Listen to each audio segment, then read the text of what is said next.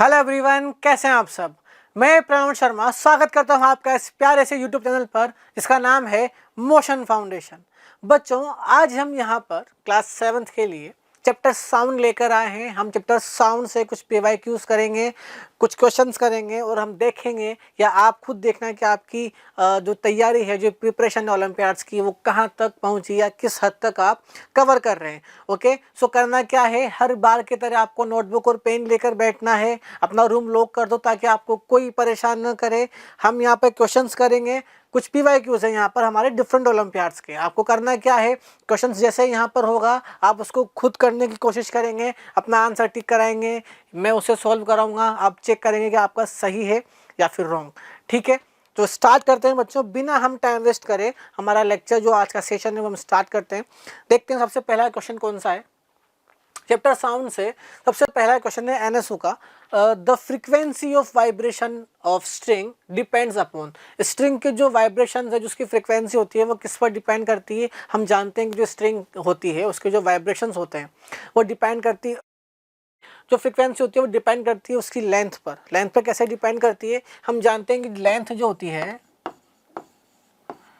वो फ्रीक्वेंसी के inversely proportional होती है। राइट, मीन्स लेंथ जितनी ज़्यादा होगी फ्रीक्वेंसी जो होगी आपकी वो उतनी ही आपको यहाँ पर कम मिलेगी। या फिर हम ऐसा कह सकते हैं कि लेंथ जितनी कम होगी हमें जो फ्रीक्वेंसी है वो यहाँ पर उतनी ही ज़्यादा मिलेगी। Right, okay. नेक्स्ट, अगर हम बात करें टेंशन की, तो बिल्कुल साफ टेंशन पर भी डिपेंड करता है ना। जो फ्रीक्वेंसी होती है स्ट्रिंग की वो उसके मास पर यूनिट लेंथ पर भी डिपेंड करती है, मीन्स डेंसिटी पर भी डिपेंड करेगी। ओके, सो यहाँ पर हम कहेंगे कि अगर इस पे और इस पे तीनों ऑप्शंस पर अगर ये डिपेंड करती है तो मीन्स ऑप्शन नंबर जो डी होगा वो यहाँ पर करेक्ट होगा, all of these. Easy question था, ठीक है। सॉरी, चलिए आगे बढ़ते हैं, नेक्स्ट क्वेश्चन देखते हैं बच्चों। An echo of sound produced by a person is heard from a distance tower after an interval of 1.5 second. ठीक है, if the speed of the sound in air is 330 metre per second, हमें speed of sound given है, then the distance of the tower from the person is. देखो बच्चों, sound chapter में आपको eco वाला जो टॉपिक है वो काफ़ी अच्छे से कवर करना है। यहाँ पर इको वाले टॉपिक से काफ़ी ज़्यादा न्यूमेरिकल्स आते हैं हमारे पास, कई बार न्यूमेरिकल्स पूछे गए हैं। इवन इस सेशन में भी आपको कई सारे न्यूमेरिकल्स और क्वेश्चंस इको वाले कॉन्सेप्ट से देखने को मिलेंगे। ओके, सो आपको इको वाले क्वेश्चंस अच्छे से करने हैं। कोई कॉन्सेप्ट में आपको झोल झाल लग रहा है, कोई समझ नहीं आ रहा, तो आप कमेंट सेक्शन में मुझे कमेंट करें, मुझसे उसका क्वेश्चन पूछें या फिर अपने डाउट्स आप मुझे यहाँ पर कमेंट करके पूछ सकते हैं। राइट, अब सोल्व कैसे करेंगे मैं आपको एक बार आइडिया बता रहा हूँ, तरीका बता रहा हूँ कैसे हम न्यूमेरिकल्स को सॉल्व करते हैं। सबसे पहले हमने क्वेश्चन पढ़ा, हमने समझा यहाँ पर क्या समझा कि साउंड प्रोड्यूस हो रहा है, एक पर्सन जो है वो एक टावर से, एक साउंड है वो टावर से टकरा कर वापस पर्सन पर आता है। टाइम इंटरवल हमें 1.5 सेकंड दिया हुआ है। सबसे पहले हम देखेंगे गिवन क्या क्या है। राइट, तो अगर हम गिवन की बात करें तो गिवन हमें यहाँ पर है, टाइम दे रखा है t बराबर 1.5 सेकेंड। उसके बाद हमें स्पीड ऑफ साउंड गिवन है। स्पीड ऑफ साउंड कितनी है, वेलोसिटी ऑफ साउंड हमें यहाँ पर गिवन है sorry 330 metre per second. Right, हमें डिस्टेंस निकालनी है, क्या निकालनी है, डिस्टेंस। अच्छा, हम जानते हैं स्पीड बराबर डिस्टेंस अपॉन टाइम होता है। राइट, बट इको के लिए क्या होता है बच्चों, बट फॉर इको के लिए हमें मिलता है स्पीड v बराबर twice of t upon t। ये ध्यान रखना भाई, है ना। हम चाहें तो यहाँ पर भी स्पीड को v से डिनोट कर सकते हैं।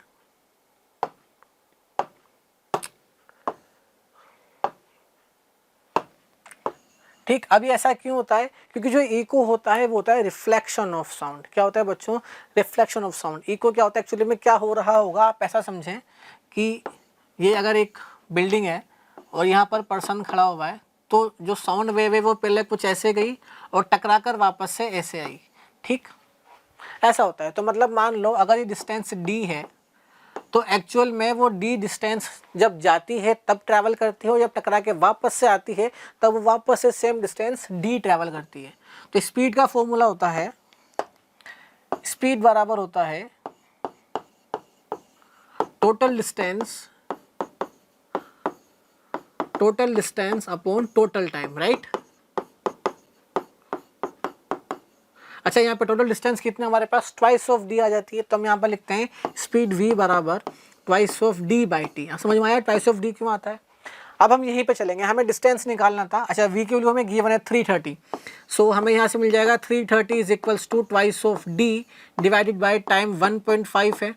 ओके, सो हम इसे आगे सोल्व करेंगे तो हमें यहाँ पर मिलेगा twice of d is equals to 330 multiply 1.5 divided by 2 आ जाएगा, राइट। सॉरी अभी 2 नहीं आएगा हमें यहां से मिल जाएगा फिर d is equals to 330 multiply 1.5 upon 2, right. एक पॉइंट हटाएंगे यहाँ से तो 2 है तो यहाँ पे 20 आ जाएगा, इससे ये कैंसिल आउट हो जाएगा, तो 33 मल्टीप्लाई 15 अपॉन 2 हमारे पास आएगा। तो अगर हम इसे सॉल्व करेंगे तो ये हमें यहाँ पर मिल जाएगा वापस से 7.5, राइट। अब 7.5 को हम 33 से मल्टीप्लाई करते हैं, या फिर हम एक मिनट रुको, हम उसको थोड़ा सा इजी भी बना सकते हैं सॉरी, इसको हम इजी कैसे बनाएंगे, हम इसको इजी थोड़ा सा ऐसा बनाते हैं कि 330 मल्टीप्लाई 1.5 अपॉन 2 था, तो पॉइंट हटाए तो 20 आ गया। इसके बाद हम यहाँ पे ऐसा लिखेंगे, ये 2 से कैंसिल आउट होगा हमारे पास यहाँ पर, या फिर ऐसा करते हैं 15 को मल्टीप्लाई करेंगे तो 0 का 0, ओके। 15 3 ज़ा 45, फिर 45 तो 49 आया हमारे पास, डिवाइडेड बाय 20 आ गया, तो 0 से 0 कैंसिल आउट, और जो जाएगा 2 2 ज़ा 4, 2 4 ज़ा 8 और 2 7 ज़ा 14, 2 4 7 कुछ आ रहा है क्या, 0.5, वेरी गुड आ रहा है साहब, है ना। थोड़ा सा हमने इजी कर लिया इसको, तो 247.5 मीन्स ऑप्शन नंबर जो बी होगा हमारे पास वो एकदम करेक्ट आएगा। ठीक है, क्या समझ में आ गया इतना। हमने इको वाले क्वेश्चंस को यहाँ पे सॉल्व करा है। इको वाले क्वेश्चन में कोई खास बात नहीं है, स्पीड का फॉर्मूला लगाना है, v is equals to d upon t, या speed s is equals to d upon t, right. पहली बात तो ये। दूसरी बात, हम यहाँ पर जो डिस्टेंस होगी उसको ट्वाइस ऑफ डी लेंगे, बस इतना सा ध्यान रखना, डी की जगह क्या आ जाएगा, ट्वाइस ऑफ डी आएगा, बट किस में आएगा, साउंड के हर न्यूमेरिकल में twice of D upon T मत लिखना v बराबर, ये सिर्फ और सिर्फ इको में आएगा, बाकी में नहीं आएगा। ठीक है, चलो आगे बढ़ते हैं, नेक्स्ट क्वेश्चन देखते हैं। Intensity of sound does not depend on, जो साउंड की इंटेंसिटी होती है, energy upon per unit area होती है, वो किस पे डिपेंड करती है, एम्पलीट्यूड पर करती है, बिल्कुल। फ्रिक्वेंसी पर भी करती है, नहीं करती, वो डेंसिटी पर डिपेंड करेगी और मास ऑफ द बॉडी पर भी डिपेंड करती है, बट वो फ्रिक्वेंसी पर डिपेंड नहीं करती। So correct option is option number b, option b is correct. ठीक है, बिकॉज जो इंटेंसिटी होती है साउंड की वो फ्रिक्वेंसी पर डिपेंड नहीं करती। ठीक है, आगे बढ़ते हैं, इजी क्वेश्चन था, एनास्टेसियम आया हुआ है। ठीक है सॉरी, आगे बढ़ते हैं। Ultrasonic sound waves are used in, ultrasonic sound waves के यूजेस काफ़ी इंपॉर्टेंट है, ध्यान रखना। डिश वॉश में यूज़ होता है, मेडिकल में होता है, detection of flows in material में होता है, क्योंकि रिफ्लेक्ट होकर वापस से आ जाता है। ठीक है, तो all of these, option number D जो होगा वो यहाँ पर हमें करेक्ट आंसर मिलेगा। आगे बढ़ते हैं, नेक्स्ट क्वेश्चन देखते हैं। तो इजी था ना, इसलिए हम जल्दी जल्दी बढ़ रहे हैं आगे। ठीक है, आगे देखते हैं next question. Ultrasonic waves are not used in, अब ये किस में यूज़ नहीं होता, सोनार में होता है, सोनोग्राफी में भी ये यूज़ होता है। ठीक है, उसके बाद CUSA, इसमें भी ये क्या है, ये एक प्रोसेस होता है जिसमें हम क्या करते हैं बच्चों, जो ब्रेन ट्यूमर्स होते हैं वहाँ पर हम इसका यूज़ करते हैं, इसकी हेल्प से हम ब्रेन ट्यूमर्स को वहाँ पर निकालते हैं। ठीक है, तो रेडियो वेव्स ऐसी हैं जहाँ पर अल्ट्रासोनिक वेव का यूज़ नहीं होता, साउंड का यूज़ नहीं होता। सो ऑप्शन नंबर डी जो होगा वो करेक्ट होगा। ये IOS में आया हुआ क्वेश्चन है, देखो कितने ईजी क्वेश्चन आ रहे हैं इस चैप्टर से, है ना। सॉरी, आगे बढ़ते हैं, नेक्स्ट क्वेश्चन देखते हैं क्या है। The sound produced by a siren given by a company reaches a person on the road at a distance of 110 meter in. एक सायरन बजता है, तो वो जो साउंड है वो क्या होता है, 110 मीटर डिस्टेंस पर चलकर आता है, कितनी देर लगेगी उसको, हमें वेलोसिटी ऑफ साउंड दे रखा है 330 मीटर पर सेकेंड। बच्चों ध्यान देना, मैंने अभी आपको समझाया था, इको वाले क्वेश्चन में ही ट्वाइस ऑफ डी अपॉन करेंगे। इजी सा क्वेश्चन है, हमसे कहा गया है कि अगर मान लो यहाँ पर एक सायरन बजता है, ये सायरन है मान लो, अगर ये सायरन बजता है तो ये यहाँ से तो कितनी डिस्टेंस होगी, सॉरी 110 मीटर की जो डिस्टेंस है इसको ट्रैवल करने में इसको कितनी देर लगेगी, ठीक है। टाइम वेलोसिटी ऑफ साउंड हमें यहाँ पर गिवन है अगेन 330 मीटर पर सेकेंड, ठीक है। सो कॉन्सेप्ट क्या कहता है, स्पीड बराबर डिस्टेंस अपॉन टाइम, यही कहता है। अच्छा स्पीड कितनी है हमारे पास 330, तो 330 इज इक्वल्स टू डिस्टेंस कितनी है 110 डिवाइडेड बाय टाइम, तो टाइम t कितना आ जाएगा 110 divided by 330, 0 cancel out, 3 times जाएगा। सो हमें यहाँ से मिल जाएगा time t is equals to 1/3 second. क्या ऐसा कोई ऑप्शन आ रहा है क्या हमारे पास? हाँ बिल्कुल आ रहा है, 1/3 आ रहा है। ऑप्शन नंबर सी जो होगा वो हमारे पास यहाँ पर एकदम करेक्ट मिलेगा हमें। Option number c is correct. ठीक है भाई, समझ में आ गया। देखो ध्यान से, मैंने यहाँ पर ट्वाइस ऑफ डी नहीं लिया। क्यों नहीं लिया? क्योंकि सायरन एक बार में बस यहाँ पर पहुँच रहा है, यहाँ पे इकोन नहीं हो रहा। समझ में आ गया। चलिए आगे बढ़ते हैं। ठीक है, देखते हैं हमारे पास नेक्स्ट क्वेश्चन कौन सा है। काफ़ी इजी क्वेश्चन है। The Audible range for a normal human being is, normal human being के लिए ऑडिबल रेंज कितनी होती है? 20 हर्ट्ज टू 20 किलो हर्ट्ज। ये तो हम जानते हैं ना। तो 20 हर्ट्ज टू 20 किलो हर्ट्ज कहाँ है भाई? ये समझ ढूंढना है। ऑप्शन नंबर बी जो होगा वो एकदम करेक्ट होगा। आई होप अभी तक सारे क्वेश्चंस आप एकदम करेक्ट कर रहे हो मेरे साथ। ठीक है, चलो आगे बढ़ते हैं। The flash of the lightning is seen much before we hear the thunder, because देखो जब थंडर होता है, जब लाइट चमकती है तो हमें आवाज़ बाद में आती है, वो दिखाई पहले देती है। ऐसा क्यों होता है? सीधी सी बात है, ऐसा इसलिए होता है क्योंकि जो लाइट की जो वेलोसिटी है वो साउंड की वेलोसिटी से काफ़ी ज़्यादा होती है। लाइट की वेलोसिटी जो होती है वो 3 × 10⁸ मीटर पर सेकेंड होती है एयर में। वहीं अगर हम साउंड की बात करें तो जो साउंड की वेलोसिटी होती है वो अभी तक हम न्यूमेरिकल में 330 मीटर पर सेकेंड पढ़ रहे हैं, बट वो अप्रोक्सीमेटली 343 मीटर पर सेकेंड भी होती है। ये टेम्परेचर के साथ भी वेरी करती है जो साउंड की वेलोसिटी होती है।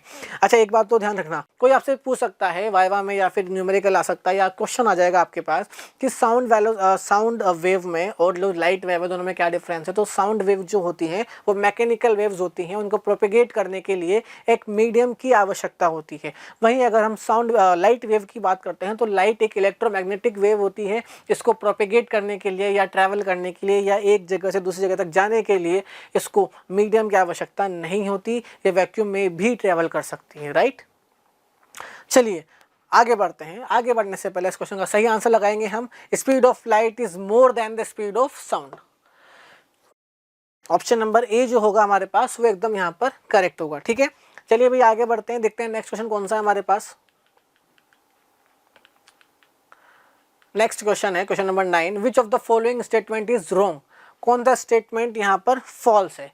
Galton whistle produce a frequency more than 20,000 hertz. बिल्कुल साहब, ये एकदम सही है। जो गैल्टन विशल होती है इसका यूज़ हम डॉग्स को प्रिपेयर करने के लिए भी करते हैं, और इसका पहले के ज़माने में जो डॉक्टर्स साइकोलॉजिस्ट होते थे वो ह्यूमन रेंज को भी चेक करने के लिए इसका यूज़ करते थे। बट रिसेंटली इसका यूज़ हम डॉग्स में करते हैं, उनको ट्रेनिंग देने के लिए करते हैं। ओके।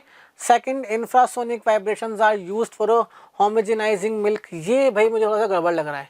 होमोजेनाइजिंग मिल्क में हम क्या करते हैं, एक जो फैट होता है उसको शायद अलग करते हैं। ठीक है, अच्छा, बट उसके लिए हम अल्ट्रासोनिक वेव्स का यूज़ करते हैं, ना कि इंफ्रासोनिक का, राइट। तो ये तो हो गया हमारे पास फॉल्स। मतलब ये भी कहाँ से, ये एकदम करेक्ट ऑप्शन होगा। और ये क्वेश्चन कहाँ से आया है? अल्ट्रासोनिक साउंड वेव्स के जो यूजेस है वहाँ से आया है। तो ये टॉपिक आपको अच्छे से लर्न करना है भाई, इसमें कोई दो राय नहीं है। ठीक है, dolphins are use ultrasonic locate their prey. बिल्कुल सही है साहब। और नन ऑफ द अबाउ, ये तो एकदम मतलब, तो कौन सा स्टेटमेंट गलत होगा? हमारे पास ये वाला स्टेटमेंट जो होगा वो एकदम गलत है। ठीक है, आगे बढ़ते हैं, नेक्स्ट क्वेश्चन देखते हैं। Bats detected their prey by receiving the reflected. हाँ भाई ये भी सही है।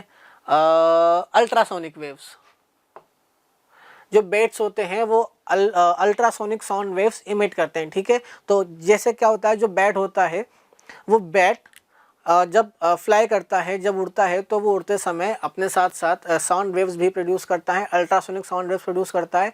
ये क्या होता है, जब किसी प्री से टकराता है तो टकराने के बाद वो साउंड वापस से रिफ्लेक्ट होकर वापस से बैट के पास आता है, तो उसको पता लगता है कि आगे कोई ऑब्स्टिकल है या फिर नहीं है। ठीक है, तो आगे बढ़ते हैं। ये भी इजी सा क्वेश्चन था हमारे पास, सिंपल सा क्वेश्चन था। आगे आते हैं नेक्स्ट क्वेश्चन पे। If the depth of the sea is 1.125 kilometre, देखना भाई ध्यान से, the time taken for the reflected sound to reach the sonar is. अगर सी की डेप्थ 1.125 किलोमीटर है तो हमसे कहा गया है कि हमें रिफ्लेक्शन ऑफ साउंड पता लगाना है कि वो कितनी देर में आएगा, और जो स्पीड है वो दे रखी है 1500 मीटर पर सेकेंड। मैंने पहले भी कहा था साउंड की जो स्पीड होती है वो मीडियम पर डिपेंड करती है, टेम्परेचर पर भी डिपेंड करती है। तो वहाँ पर मीडियम पहले क्या था, एयर था, वहाँ पर कितनी थी 330 मीटर पर सेकेंड। यहाँ पर मीडियम वाटर है तो यहाँ पर स्पीड कितनी है 1500 मीटर पर सेकेंड। ठीक है, तो आप जल्दी से कैलकुलेट करो, जल्दी से 1 मिनट में वीडियो को पोस्ट करो और उसको कैलकुलेट करके मुझे आंसर निकाल के बताओ, फिर मैं इसको आपको सोल्व करवाऊंगा। ठीक है, करा सोल्व। चलिए आगे बढ़ते हैं, देखते हैं हमें क्या गिवन है। सबसे पहले हमें डेप्थ गिवन है, मीन्स हमें डिस्टेंस गिवन है, डी हमें गिवन है 1.125 किलोमीटर। बट अगर आप ध्यान देंगे तो यहाँ पर जो बाकी चीज़ें हैं वो ऐसा यूनिट में गिवन है, मतलब हम इसको भी किस में कन्वर्ट करेंगे, ऐसा यूनिट में कन्वर्ट करेंगे। तो इसको हम कन्वर्ट करने के लिए क्या करेंगे, 1000 से मल्टीप्लाई कर देंगे, तो 1.125 मल्टीप्लाई भाई 123। जब पॉइंट हटाएंगे तो नीचे 3 जीरो आ जाएंगे, 1 2 3 ये आपस में कैंसिल आउट हो जाएंगे। तो जो डिस्टेंस होगी वो कितनी हमें मिल जाएगी 1125 मीटर। पहली बात तो ये डिस्टेंस आ गई। हमें वेलोसिटी ऑफ साउंड गिवन है, वो हमें यहाँ पर गिवन है 1500 kilometre metre per second, right. हमें निकालना है टाइम टी। ठीक है, सो वी नो। अच्छा, अब सोनार में होता क्या है, पहले आप थोड़ा सा समझें बात को। सोनार में होता क्या है, मान लीजिए ये आपके पास एक शिप है, ठीक है, आई होप आपको शिप दिख रहा होगा। ये यहाँ पर एक सोनार डिवाइस लगा होता है और ये हमारे पास यहाँ पर रिसीवर लगा होता है, राइट। इतना बड़ा हालांकि नहीं होता।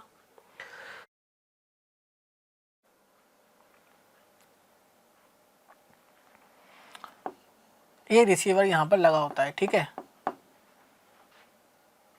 अब ये वाटर है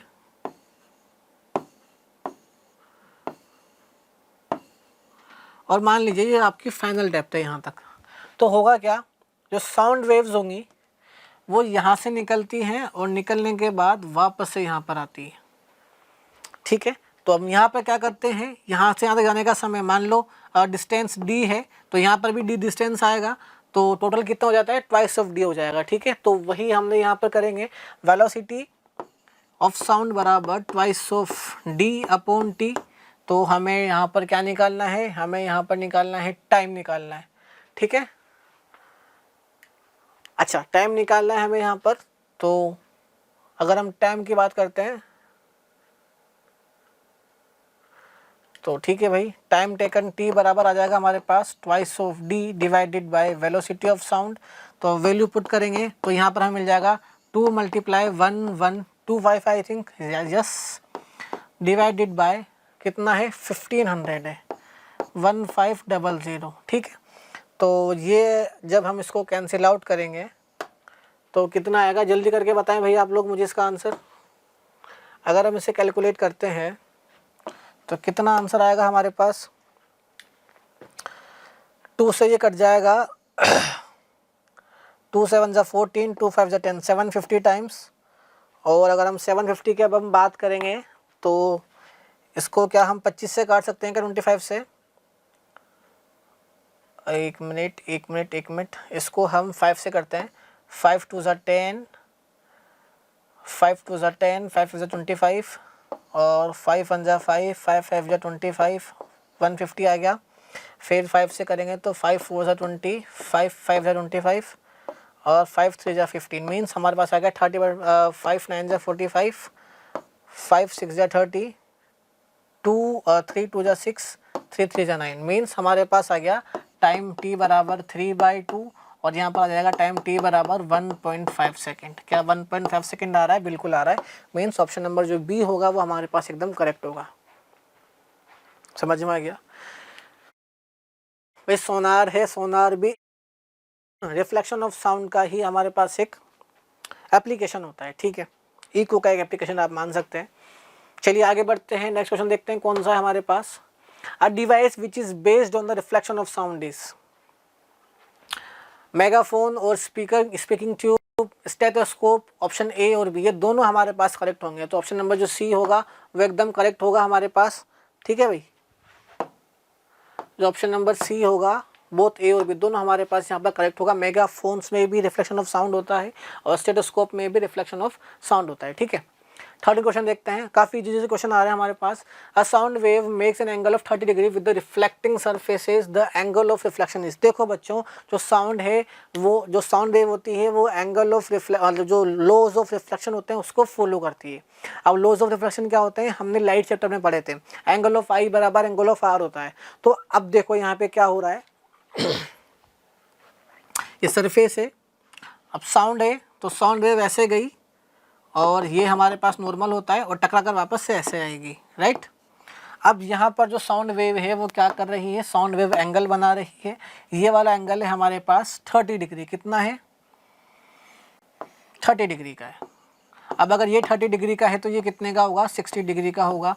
ये 60 का होगा तो ये भी 60 का होगा और ये होगा हमारे पास यहाँ पर 30 डिग्री का। तो यहाँ पर हमें क्या मिलता है, यहाँ पर हमें मिल जाता है फ्रॉम डायग्राम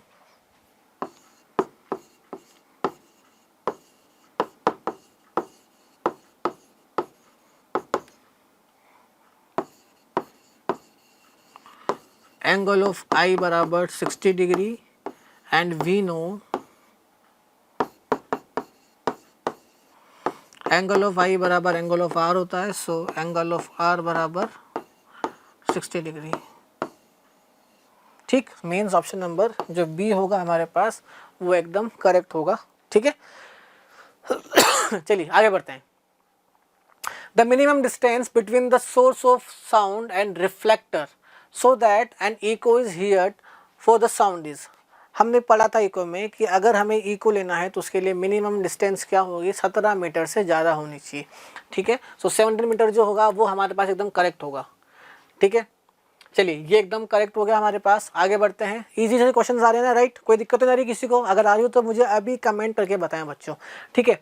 नेक्स्ट हमारे पास, if the time taken by the reflector of sound to reach the sonar is 2 second, the depth of the seas. देखो सेम क्वेश्चन है, हमें बस यहाँ पर अब डेप्थ फाइंड करनी है उसकी। डेप्थ ऑफ द सीज मतलब हमें डी फाइंड करना है, वो लगा देंगे v बराबर twice of D upon T. हम बार बार सेम क्वेश्चन का कॉन्सेप्ट नहीं समझेंगे, डायरेक्ट फॉर्मूला लगाते हैं। सो v हमें दे रखा है 1550, 1550 is equals to 2 multiply d upon time कितना दे रखा है, 2 सेकेंड दे रखा है। तो 2 से 2 कैंसिल आउट हो जाएगा, तो d बराबर कितना आ गया, ईजी था 1550 मीटर। समझ में आ गया। तो 1550 एक्चुअली बच्चों शायद मिस प्रिंट है, ये 1500 आएगा, राइट। इसको आप 1500 कर दो। सो ऑप्शन नंबर डी जो होगा वो हमारे पास एकदम करेक्ट, ए जो होगा वो एकदम करेक्ट होगा, right.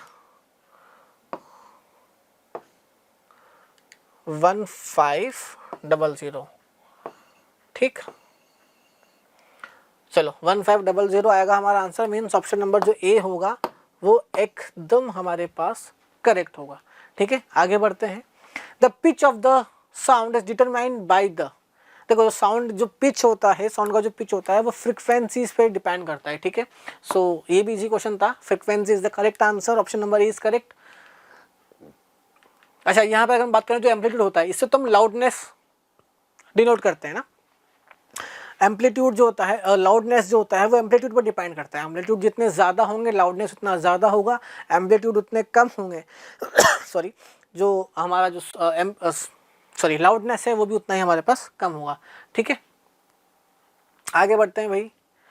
During the summer and echo is heard, देखो समर में क्या होता है, मैंने आपको पहले भी बताया था कि जो साउंड होता है वो टेम्परेचर पर डिपेंड करता है। एक्चुअली एयर में क्या होता है, जब समर होते हैं तो समर में जो एयर पार्टिकल्स होते हैं उनकी जो काइनेटिक एनर्जी होती है वो काफ़ी ज़्यादा बढ़ जाती है, ठीक है। तो जो समर होता है, वैकेशन नहीं, जो समर सीज़न होता है, समर सीज़न में पार्टिकल्स की काइनेटिक एनर्जी काफ़ी ज़्यादा इंक्रीज़ हो जाती है, वो ज़्यादा ऑसिलेट करते हैं और ज़्यादा जल्दी साउंड वेव एक पॉइंट से दूसरे पॉइंट तक ट्रैवल कर पाती है। तो जो समर्स होते हैं उसमें साउंड की जो स्पीड होती है वो विंटर के रेस्पेक्ट में काफ़ी ज़्यादा होती है। तो during the summer and echo is heard sooner than the during winter, कि भाई ड्यूरिंग विंटर से जल्दी हमें समर में साउंड सुनाई देता है, एकदम करेक्ट बात है, ठीक है। 17th क्वेश्चन का आंसर है ऑप्शन नंबर सी। ओके, आगे बढ़ते हैं। Velocity of sound is minimum in, sound की जो वेलोसिटी है वो कैसे मिनिमम होती है? साउंड की वेलोसिटी सबसे ज़्यादा होती है सॉलिड में, फिर लिक्विड में, फिर गैस में। तो हमसे यहाँ पर पूछ रहा है मिनिमम किस में होगी? गैस में होगी, मीन्स एयर में होगी। ओके, आगे बढ़े, नेक्स्ट क्वेश्चन देखते हैं। The velocity of wave is 220 metre per second, the distance travel by the wave in 2 second. देखो साउंड की वेलोसिटी हमें गिवन है 220 मीटर पर सेकेंड, डिस्टेंस हमें पूछ रहा है कि वो 2 सेकेंड में कितना चलेगा। तो सिम इको का सवाल नहीं है, इको नहीं पूछा हुआ, तो यहाँ पे आ जाएगा speed is equals to distance upon time, right. Speed हमें यहाँ पर गिवन है 220 बराबर डिस्टेंस हमें पूछा गया है टाइम t 2 गया गिवन है, तो डिस्टेंस d बराबर हमारे पास आ जाएगा 220 multiply by 2, so d is equals to हमारे पास आ जाएगा 440 मीटर। इजी है ना, ठीक है। आगे बढ़ते हैं, नेक्स्ट क्वेश्चन देखते हैं कौन सा है हमारे पास। Velocity of sound is maximum mean, sound की वेलोसिटी किसमें मैक्सिमम होती है? अभी हमने बताया था वेलोसिटी ऑफ साउंड जो होता है वो सबसे ज़्यादा हमारे पास सॉलिड में होता है, फिर लिक्विड में होता है, फिर गैस में होता है। हालांकि ये टेम्परेचर पर भी डिपेंड करता है या अदर मटेरियल्स पर भी डिपेंड करेगा, डेंसिटी पर भी डिपेंड करता है। तो वो सब अगर हम बातें हटा दें फिलहाल के लिए, सिर्फ मीडियम की बात करें, तो सॉलिड लिक्विड गैस होता है, जिसमें सबसे ज़्यादा सॉलिड में होता है, फिर लिक्विड में होता है, फिर गैस में होता है। क्या होता है? साउंड की वेलोसिटी होती है। ओके, तो velocity of sound maximum mean, अब देखो यहाँ पे air, water and steel given है। स्टील एक सॉलिड मटेरियल है, तो इसलिए स्टील में सबसे ज़्यादा होगा, तो ऑप्शन नंबर डी जो है वो एकदम करेक्ट है। ये बच्चों हमारे पास साउंड चैप्टर के कुछ क्वेश्चन थे, या मैं कहूँगा काफ़ी इजी क्वेश्चन थे जो हमने यहाँ पर कर लिए। आई होप आपको मज़ा आया होगा, आपने सारे क्वेश्चन सही टिक लगाए। अगर कोई डाउट आता है किसी भी तरह का, तो आप मुझे यहाँ पर कमेंट सेक्शन में अपने डाउट्स जो हैं वो बता सकते हैं, आपको उनके आंसर्स मिल जाएंगे। ठीक है बच्चों, आई होप आप तैयारी काफ़ी अच्छे से कर रहे हैं, है ना, काफ़ी अच्छा आपका पूरा सेशन चल रहा है। अब हम जल्द मिलेंगे नेक्स्ट लेक्चर के साथ, ठीक है बच्चों। So bye, have a nice day. इसी तरह से मेहनत करते रहो। All the best for your olympiads exams. Okay, thank you.